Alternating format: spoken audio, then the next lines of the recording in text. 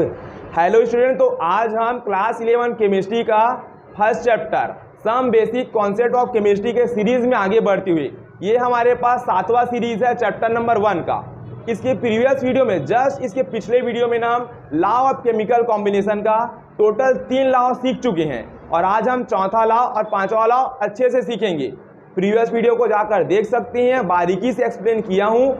उस वीडियो में मैं पुराने थ्योरी, डाल्टन की थ्योरी और मॉडर्न एटॉमिक थ्योरी तीनों को रिलेट करके बताया हूं ताकि कोई भी कंफ्यूजन आपको ना हो।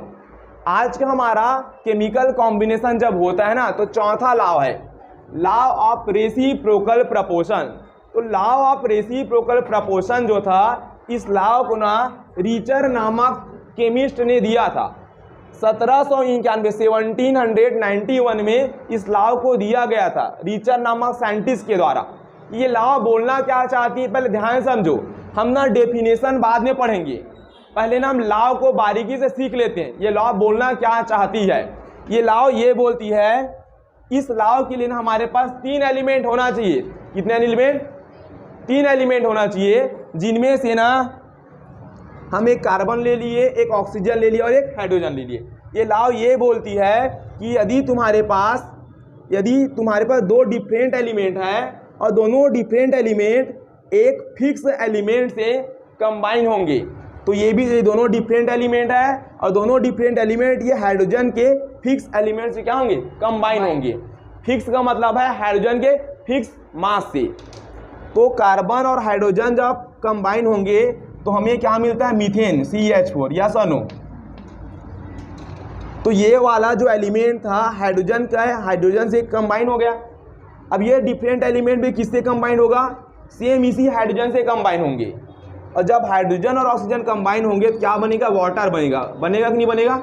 तो ये लॉ के लिए हमारे पास 3 डिफरेंट एलिमेंट होना चाहिए, जिनमें से 2 डिफरेंट एलिमेंट एक सेम एलिमेंट से रिएक्शन करेंगे। जैसे कार्बन भी हाइड्रोजन से रिएक्ट किया और मीथेन बन गया, ऑक्सीजन भी सेम इसी एलिमेंट हाइड्रोजन से रिएक्ट किया और वाटर बन गया। अब ध्यान से समझना, यहाँ पर हम रेशियो निकालेंगे हाइड्रोजन का और कार्बन का। यहाँ पर हम रेशियो निकालेंगे हाइड्रोजन का और ऑक्सीजन का। जो भी हमारा सेम एलिमेंट होगा ना, उसको सामने में लिखेंगे, समझे? ये वाली भी हाइड्रोजन से कॉम्बिनेशन कर रही है, ये वाली भी हाइड्रोजन से कंबाइन हो रही है, इसलिए दोनों को हम सेम लिखे हैं। समझ गए इस बात को? यहाँ पर 4 हाइड्रोजन है तो हाइड्रोजन का मास को लिख देना है। 4 मास होंगे हाइड्रोजन का मास। कार्बन 1 है तो एक कार्बन का मास हमारे पास होता है 12। हाइड्रोजन 2 है तो यहाँ पर हाइड्रोजन का मास कितना होगा? 2। एक ऑक्सीजन का मास कितना होता है? 16। अब एक बात याद रखिए, ये लॉ ये बोलती है कि 2 डिफरेंट एलिमेंट एक सेम एलिमेंट से कंबाइन हो रहे हैं ना, तो सेम एलिमेंट के सेम मास से कंबाइन होना चाहिए। कैसे? यानी कि यहाँ पर सेम एलिमेंट कौन है? हाइड्रोजन, और इधर भी हाइड्रोजन है, तो दोनों का मास क्या होना चाहिए? सेम। यहाँ पर हाइड्रोजन का मास कितना है? 4 है और यहाँ पर हाइड्रोजन का मास कितना है? 2 है। और ये लॉ क्या बोलती है? अगर 2 डिफरेंट एलिमेंट सेम एलिमेंट से कंबाइन हो रहे हैं तो ये सेम वाला एलिमेंट का मास दोनों तरफ क्या होना चाहिए? इक्वल होना चाहिए। यहाँ पर हाइड्रोजन का मास 4 है, यहाँ पर 2, इक्वल है क्या? तो यहाँ पर हाइड्रोजन के मास को मुझे कितना करना पड़ेगा? या तो इसको मैं क्या कर दूं? 4 बना दूं, या तो इसको मैं क्या बना दूं? 2 बना दूं, तुम्हारी मर्जी। तो इधर मैं 2 का मल्टीप्लाई कर देता हूं, कर दूं तो ये 4 बन जाएगा। हमें हाइड्रोजन के मास को सेम रखनी है, बाकी वो चेंज होगा, होने दो। तो 2 से मल्टीप्लाई कर देंगे, क्या हो जाएगा? ये हो जाएगा 4 और ये क्या हो जाएगा? 32। अब देखो, अब दोनों तरफ हाइड्रोजन के मास सेम हो गए। तो ये लॉ ये बोलती है कि अगर अब हाइड्रोजन के मास सेम हो चुके हैं तीसरे वाले एलिमेंट का, तो जो भी मास तुम्हारे पास डिफरेंट है इनका रेशियो लेना है। यानी किसका रेशियो लेंगे हम लोग? कार्बन का और ऑक्सीजन का। तो कार्बन का हमारे पास 12 और ऑक्सीजन कितना है? 32। ठीक है, इसको डिवाइड कर देंगे।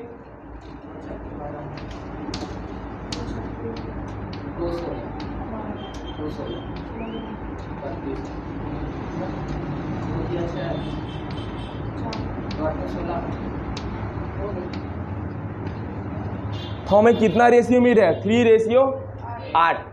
अब ये लॉ ये बोलती है कि यहाँ पर जो भी तुम्हें रेशियो मिला है तो इस रेशियो से ये दोनों भी आपस में कंबाइन होंगे, तो क्या बनेगा? ये CO2। अब यहाँ का रेशियो तुम निकालो, कार्बन का कितना होगा? 12, और 2 ऑक्सीजन का कितना होगा? 32। इसको हटा देते हैं, सबसे अच्छा काट पीट करने से अच्छा 12 रेशियो कितना आया था? 32 आया था। तो तुम रेशियो देखो और ऊपर वाला रिएक्शन ऑटोमेटिक हो जाएगा। हुआ कि नहीं हुआ? देखो कार्बन 2 ऑक्सीजन के मान साथ तो 2 ऑक्सीजन आ गया। तो ये लाओ क्या बोलती है? तुम्हारे पास 3 डिफरेंट एलिमेंट है जिनमें से 2 डिफरेंट एलिमेंट एक सेम एलिमेंट से कंबाइन होंगे, तो तुम्हें यहाँ पर 2 अलग अलग कंपाउंड मिलेंगे, और जो भी दोनों जिस भी से सेम वाले से रिएक्ट कर रहे हैं तो इसका मास दोनों तरफ क्या होना चाहिए? इक्वल होना चाहिए। और इक्वल नहीं है तो मल्टीप्लाई डिवाइड करके इक्वल बना लेंगे। जैसे बन गया हाइड्रोजन का 4 और इसका भी 4। अब जो भी तुम्हारे पास डिफरेंट एलिमेंट के मास होंगे इनका क्या निकाल देना? रेशियो। और यहाँ पर जो रेशियो आएगा ऊपर वाला रिएक्शन इसी रेशियो में कंबाइन होगा, इसी रेशियो में संपन्न हुआ। हुआ कि नहीं हुआ? तो ये लॉ से क्या पता चल रहा है कि यहाँ पर कर रहे हैं और इसके रेशियो से मुझे ऊपर का रिएक्शन क्या होगा ये पता चल जा रहा है। इसे बोलते हैं लॉ ऑफ रेसिप्रोकल प्रपोर्शन। समझ गए? दूसरा हिस्सा में आगे बढ़ते हैं। अब समझना इस बात को, यहाँ पर थोड़ा अलग लगेगा। देखो सल्फर और हाइड्रोजन से जब रिएक्ट करें क्या बनेगा? H2 gas. इस गैस का नाम क्या? Hydrogen sulphide. ऑक्सीजन और हाइड्रोजन कंबाइन होंगे, क्या बनेगा? वाटर, H2O बनेगा। ठीक है, रेशियो ले लो हाइड्रोजन और सल्फर का, इधर भी हाइड्रोजन और ऑक्सीजन का लेंगे ना। हाइड्रोजन का मास कितना है? 2 है। सल्फर का कितना होता है? 32। हाइड्रोजन यहाँ पर कितनी है? 2 है। ऑक्सीजन कितना होता है? 16। एक ही ऑक्सीजन है। अब देखो हाइड्रोजन का मास दोनों तरफ सेम है कि नहीं है? तो यहाँ पर मल्टीप्लाई डिवाइड करने की नेसेसरी नहीं है। तो जो भी डिफरेंट है यानी कि सल्फर और ऑक्सीजन का, तो सल्फर का कितना है? 32 और ऑक्सीजन कितना है? 16 है। 16 1 जा 16 2 जा, यानी कि सल्फर और ऑक्सीजन का रेशियो कितना मिला? 2 रेशियो क्या मिला? 1। इसको मैं एक्स रेशियो वाई बोलता हूँ। क्या बोलता हूँ? X ratio. समझना ना ये लाओ आगे क्या बोल, इसको मैं एक्स रेशियो वाई बोल दूँ, क्या कोई दिक्कत है क्या? 2:1 को मैं क्या बोला? X ratio Y. अब ध्यान देना, अब इधर हम बोले थे कि इसी रेशियो से ये भी कंबाइन बनेंगे, तो ये क्या बनेगा? SO2 बनेगा। इसका रेशियो निकालो। अब सल्फर का S और O का रेशियो निकालो। सल्फर का कितना होगा? 32। ऑक्सीजन का कितना होगा?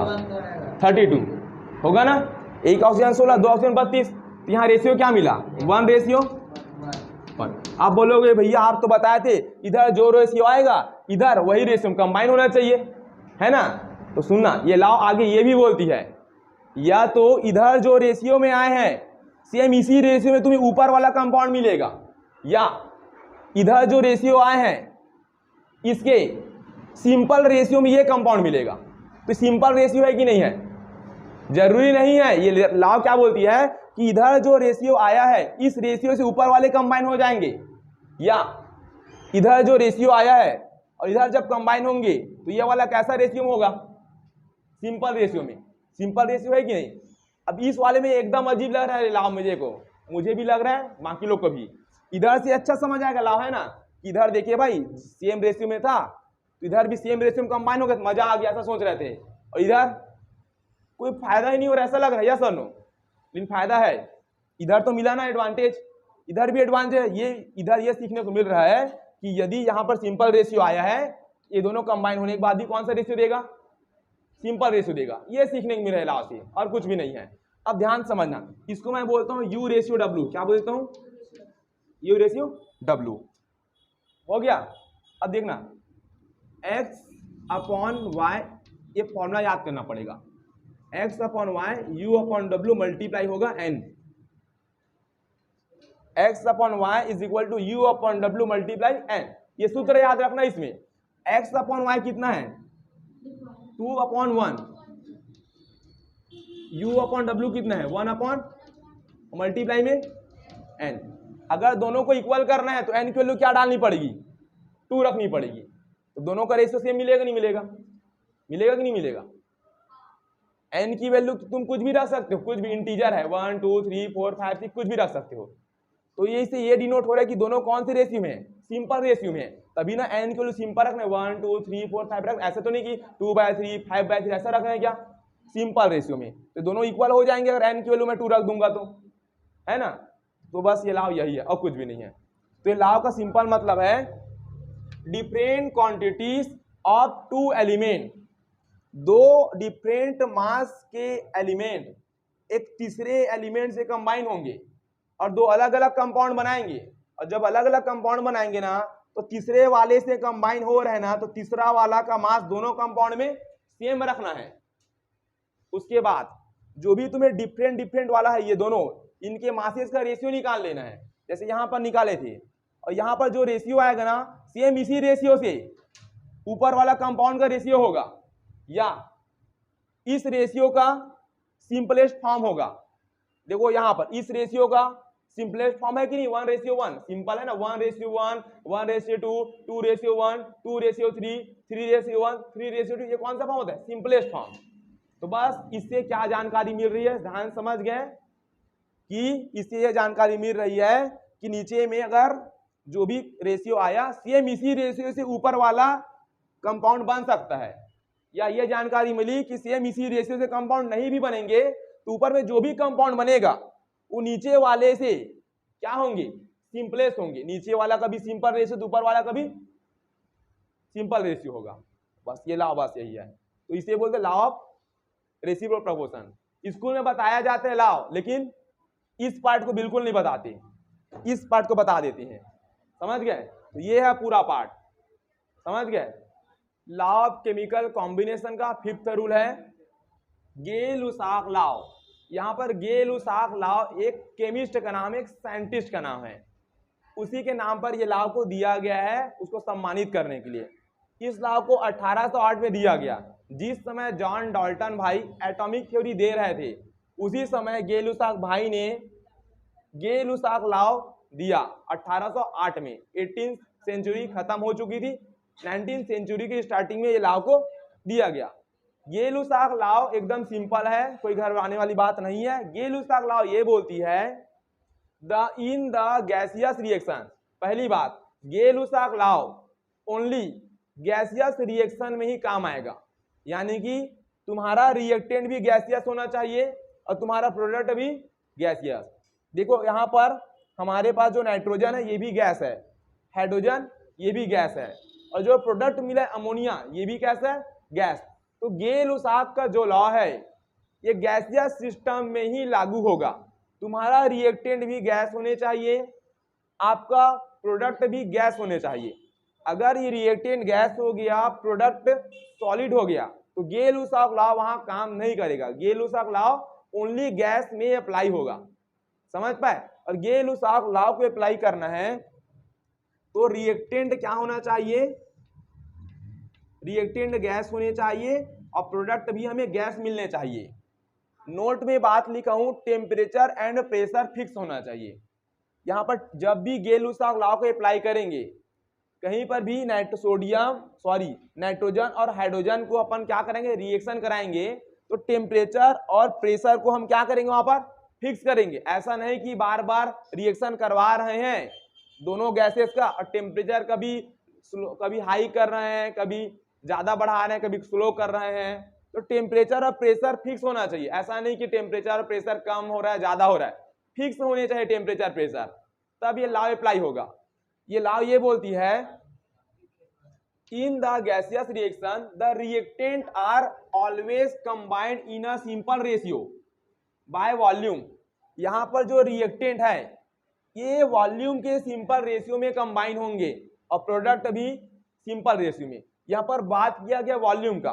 देखो यहां पर नाइट्रोजन का कितना मॉलिक्यूल है 1 मॉलिक्यूल, तो इसका वॉल्यूम कितना होगा 1, ठीक है। यहाँ पर हाइड्रोजन गैस का कितना मॉलिक्यूल है, 3 मॉलिक्यूल, तो वॉल्यूम क्या लिखेंगे यहाँ पर 3 लिखेंगे।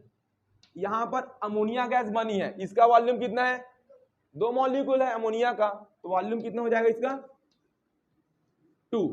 तो वॉल्यूम V1 ले लो चाहे वॉल्यूम V2 ले लो चाहे वॉल्यूम V3, सिंपल रेशियो में होना चाहिए 1:3:2। तो जो हमारे पास रिएक्टेंट है और जो प्रोडक्ट है इसका वॉल्यूम सिंपल रेशियो में है, बस ये लाओ यही बोलना चाहता है और कुछ भी नहीं बोलना चाहता, समझ पाए, कुछ भी नहीं बोला। तो simple ratio by volume, volume का रेशियो सिंपल होना चाहिए। And form product at same temperature and pressure, ये लाओ कुछ भी नहीं है, बस वॉल्यूम सिंपल रेशियो में होना चाहिए, बस शर्तें ये है कि ये वाला भी गैस तो ये वाला भी गैस होने चाहिए। अब ध्यान देना, STP NTP की बात यहाँ पर नहीं करेंगे, यहाँ पर प्रेशर टेम्परेचर चेंज हो सकती हैं, हम लोग प्रेशर और टेम्परेचर को फिक्स किए हैं, simple temperature pressure, standard temperature pressure, normal temperature pressure, इसके बारे में तो आगे बात करना है, ठीक है। ये क्या होता है, एक और एग्जांपल ले सकते हैं, H2 + Cl2, गैस ले रहा हूं ना मैं, ये भी गैस है, ये भी गैसियस फॉर्म में लूंगा, तो क्या बनेंगे HCl, इसको भी कौन से फॉर्म में लूंगा, गैसियस फॉर्म में। रिएक्शन को बैलेंस कर देते हैं, ये मिलेगा ना। इसका वॉल्यूम का रेशियो कितना है, कितना मॉलिक्यूल है हाइड्रोजन का, 1 मॉलिक्यूल, तो इसका वॉल्यूम कितना हो जाएगा 1। इसमें कितना है 1 मॉलिक्यूल ना, क्लोरीन गैस का मॉलिक्यूल 1, सामने में जो होगा ना नंबर ये वॉल्यूम को शो करेगा, मॉलिक्यूल को, तो 1 मॉलिक्यूल, तो वॉल्यूम कितना होगा 1। HCl का कितना मॉलिक्यूल है, यहाँ पर मॉलिक्यूल बोलो या फिर 2 मोल बोलो, कोई दिक्कत वाली बात नहीं है, सामने के नंबर को वॉल्यूम बस बोलते जाना है बस। ये भी कैसा फॉर्म में है, सिंपलेस्ट रेशियो में, तो बस ये लुसाक भाई ने ये जवाब दिया था और कुछ भी नहीं था। बाकी some basic concept of chemistry इस चैप्टर में बहुत सारा चीज है, अभी तो पूरा बेसिक अभी हमें सीखने हैं, है ना। मोल कॉन्सेप्ट सीखना है, एवोगाड्रो का हाइपोथेसिस सीखना है और बहुत सारा बेसिक चीज है। तो नेक्स्ट वीडियो में हम सारे चीज को डिस्कशन करेंगे।